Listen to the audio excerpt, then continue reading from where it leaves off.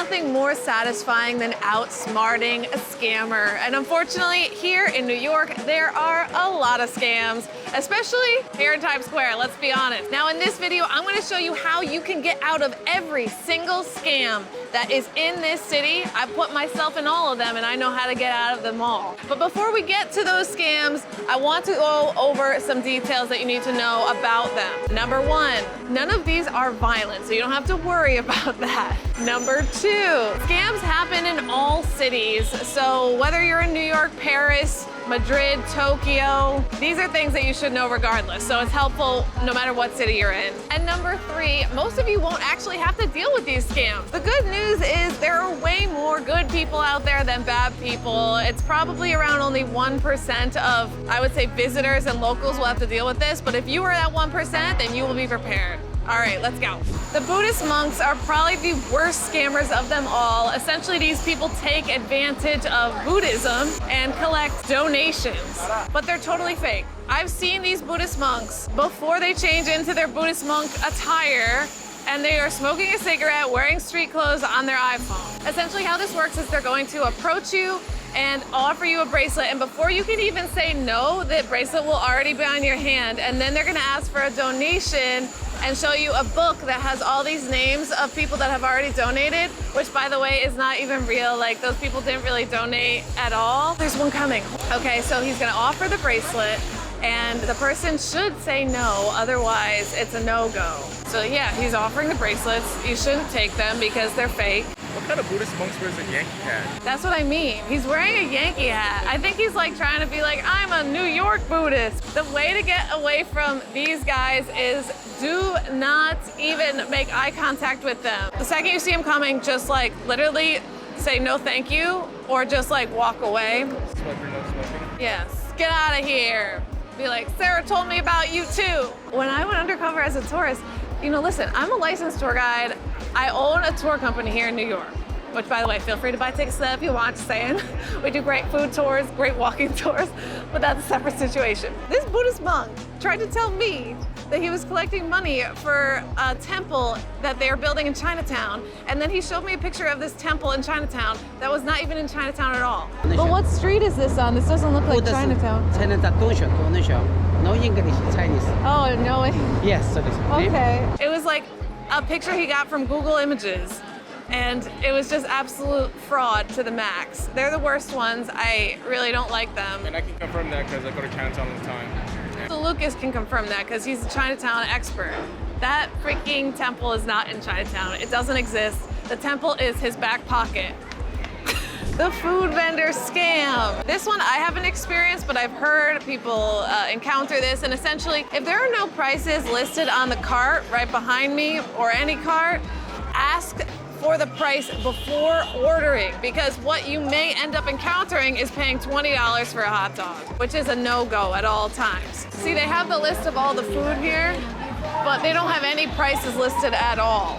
So just when you arrive, just say, can I have, you know, the chicken and rice? How much is that? Before they start cooking it, because they can charge whatever they want if you don't agree to the price beforehand. Just to give you some points of reference for pricing, like if you're gonna get a hot dog, it should never be more than $5. For like a bottle of water, you're looking at like $2 at most. You should never pay more than $2. From a street vendor, you may pay more than that if you go to like Walgreens or something. And then for like a soda, you're probably looking at like $3 maybe? For the bottle. For the bottle, but for a can, maybe two. So pretty much anything you get from a street cart should be less than $10. If they try to charge you more than $10, scam. So now you know, and that way if they try to charge you that, say, nope. How about like this price? Say, I watched Sarah's video. Say, I watched Sarah's video, and you can't charge me that. And then flip your card. And then flip the card over. Don't do that, don't do that. Don't listen to me with that one. But that's how you get out of that scam. Essentially, ask the price in advance and agree to it before actually having to make your food. The costume characters are another classic scam. There's some in front of me right now, but they're really everywhere in Times Square. Essentially, this scam involves them jumping in your photo and demanding $20 or $40 for it. But the biggest thing that you gotta watch out for is if you have kids, they're gonna target you super hard. Whenever I come into Times Square with Bella, it's like immediate. Like they just like they go for the kid because they know as a parent you're gonna feel guilty taking your kid away from these costume characters because the kid's really excited. Fuck them kids. The kids? The way you're gonna get out of this scam is you're going to have to look out ahead of you. When I see that there are costume characters within the walking path that I'm already going, I will actually try to get out of the way. If they do come up to you, you didn't happen to miss the opportunity, unfortunately, then all you need to do is just be very stern and be like, no, no thank you, no thank you, no thank you. And if they're not listening, just walk away. Do it for tips, okay? Oh, okay. How much would it cost? Nice tips. Like, what do you mean by nice tips? 20, 10, it's okay. A 20? Oh, that's okay. It's all right. Thank you, though. And your kid may be super pissed off and crying, and it's very much not ideal, but that's why I recommend, like, you gotta look out for those ones in advance, especially if you have a child. And you gotta block them like the football blocker. Yeah, like this. What the hell? Is that how they do it? And someone keep an eye on this guy right here, Trey Smith.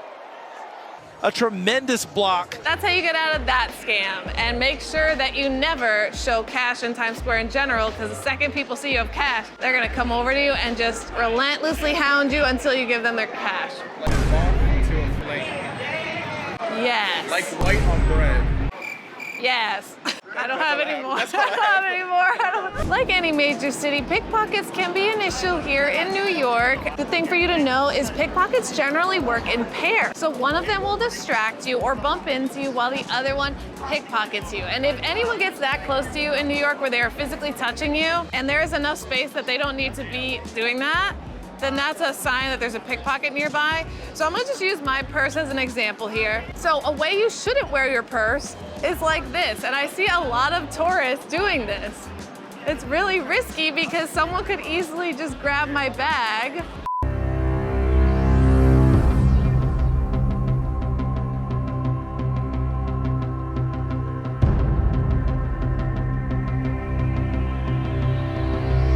So instead, if you're using a purse, put it over your head like this. Keep your bag like this and in front of you so that you can always have your hands at it. I literally will stand like this if I'm in Times Square or a very busy location. Another example, okay, so we have the backpack. This backpack has a lot of different fun zippers going on, all right? Now, could you put it in the front of you? Okay, so this is the biggest sign that you have valuables in your bag, and pickpocketers will be like, this guy has something. No New Yorker walks like this. So some school bags, if you have like, I guess, theft detergents, for example, you can loop mine over here. Oh. Right? So although, you can still cut it, but someone can't just go like this. This is nice. Right? So depends on whatever school bag you have. A lot of them will have some sort of like safety feature like that. Mm-hmm. But again, if somebody's like within that close to you anyways, you should be aware and do one of these like. Don't do that. Overall, if you have valuables, just make sure that they are zipped in the inner pocket. You don't ever want anything to be just like hanging out open like this. If you have your bag like this, it's your fault. You were pickpocketed. And also, try not to keep your wallet in your butt pocket. Don't put anything in your back pockets either, just as a general rule of thumb. The CD guys, I'm very proud because we have done a lot of work trying to stop the CD guys from happening in Times Square, and thanks to that, we now have these signs up that say if you're handed a compact disc, it's free, tipping is optional. But let me tell you a little bit about this in case you're not familiar with this. So essentially there are these people that they like say they're rappers, and they may be rappers, I'm not saying they're not, but like they pass out CDs as a gift. We're not selling these. We're giving them out asking for donations, a tip. Oh. Anything you give from your heart. Okay. If you take the CD, they will demand more than an A-list celebrity was charged in 2005 for a CD. If you offer like $5, they're gonna be like, I can't accept that. That's so low. That's offensive. Listen, they will take any money you give them. They're gonna try to get as much out of you as possible. So you never wanna get to that point. How about $1? Does that work for you? I'm not a stripper, man. We usually get a 10 or 20, anything from your heart. I'll give you change, you do a 5 at least. Now you may think, oh, I'll just give it back to them. Well, listen, here's where things get a little complicated. So a lot of the time they'll ask your name before handing you the CD, sign it, and then give it to you and make it seem like a gift. Now they're gonna make you feel bad about it because they already wrote your name on it. So how do we get out of this? What you're gonna do is you're gonna try to just straight up ignore them and just walk through. Sometimes they'll follow you, they'll keep demanding it, trying to put it in your hand. I've seen them say kind of scandalous statements to make people turn around so that they feel bad. For example, I've seen them yell out, "What, you don't like black people?" It's a terrible statement to say, but they will yell that out. I've seen it many times, so then the person turns around and feels like bad. They're like, no, that's not why it's, and the second they get you to turn around, that's where the scam happens, because now you feel obligated and they'll try to get $20 out of you for that CD. So the best thing to do is just ignore it. Even if they say rude remarks to you, do not turn around, because the second you turn around, you're done for here. If we come back here at night and we're like on scooters, would you put this up on your wall? I feel like it's an achievement, like the YouTube. It is kind of an achievement. It's like my award, which I've never been given. Sign it. Is that vandalism? Yeah, I think that'd be a no-go. If you get approached by anyone that is selling you Broadway tickets and they physically show you the Broadway ticket, that is a scam, okay? No good vendor actually physically has the tickets and like is just walking around the streets. We're here at the TKTS booth. This is one of the places you're gonna see those scammers. If you want tickets, just go straight to the people that are selling them behind the register at the TKTS booth. Never accept tickets from some person that's saying, hey, I have these 4 tickets, I have these 2 tickets. There's literally a guy that's going around right now doing it. Don't get it confused with the people that are promoting specific shows though. Those people are hired by Chicago, hired by Aladdin, hired by, you know, whatever the show is to get you to go to the TKS booth and buy the tickets from here. So they're never gonna physically hand you tickets either. No one physically hands you tickets unless you are at a register. Just make that extra clear to you. What the hell? You broke my phone. Give me $100. Give me $100. But that's actually something that happens a lot. Someone will bump into another person, their iPhone will already be broken, and then they will demand that you pay for a new phone. This may not necessarily be a phone, it could be anything. So if you bump into anyone and all of a sudden they are demanding money for it being broken, just walk away immediately. Try to get out of that situation because it was not actually your fault. They do that multiple times a day. I've seen comments where somebody says people do it with like if you bump into their French fries or something. Yeah, they do it for food too, which is stupid. They're like, give me $5 back. Yeah. And then they like, when you walk away, they just scoop the fries up and do it again, over and over. Just walk away, ignore their screaming, because you didn't actually break their phone. And I know you may feel bad, because I would feel bad, but just remind yourself that you didn't actually break their phone and they're a scammer. Just be like, damn.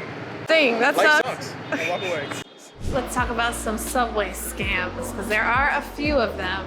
Now this one is, there's a guy holding the door behind me. Essentially, he may offer you free access to get in the subway. Though this is not a scam necessarily, he is expecting tips, and this is totally illegal. If you get caught doing this, you will be charged a $100 fine for fare evasion. So I do not recommend it, even though he's holding the door and you get that free $2.90 subway ride. It's not worth it. Unless you're positive you're gonna get away with it. What? I'm not saying that. You can. Another one, sometimes people with unlimited cards will stand there and offer to swipe you for $2 instead of the $2.90. That is also illegal. I'll tell you the Venmo scam that also happens on the subway. Sometimes you'll see kids that are selling candy on the subway. This is illegal, by the way, for anyone to sell anything on the subway, to make that extra clear. But the kids will tell you they're doing it for their school. They're normally like, I would say between the ages of 10 and 15. So they know what they're doing. And if you say you don't have cash, they'll be like, oh, we take Venmo too. Now, if you want to buy something, they may say, oh, let me put my Venmo handle in for you. Do not ever give them your phone, because they may send themselves like $1,000, okay? So big no-no. And honestly, if you're willing to give someone your phone that you don't know to handle a financial account, you might deserve that scam. Yeah, they could just run away with it. They can just run away with your phone. Don't ever give your phone to someone to type in their Venmo, because they can just send whatever amount of money they want. So just ignore. The newest swindle, which cost this savvy 20-something $1,800, was all caught on surveillance cam. Alejandra's here at the bottom of the screen, sipping her tea at a Soho cafe. Watch as two young teens enter and beeline right for their target. They're selling candy, and you could either buy candy or just donate. She didn't have cash or want the candy, but the kids said they'd take a donation via Venmo or Zelle. So I thought about it for a minute, and I was like, sure, I can donate a little bit through Zelle. And then I asked what their phone number was, because I don't know them, to send them the money. That's when the sour scam started. The candy kids slyly asked for Alejandra's cell phone. They told me that they could enter the phone number themselves. So I give them the phone. When you handed them your phone, was your Zelle app open? For them to put my phone number in. There was no sign that anything had been done. She entered in $5 and sent it on her Zelle app from her Bank of America checking account. And then later I go to the grocery store and I realize that all my money is gone. $1,800 in her checking account, gone. And that is how you outsmart all the scams in New York City. If you haven't seen my other video where I dress like a tourist and go undercover to encounter these scammers firsthand, watch it right here. I hope you enjoyed. And oh my God, you guys, look at this. It's my billboard. It's my billboard. Funky Experiences have a billboard. It's so exciting. I can't believe it. So if you're here, check out one of our tours. That's our food tour.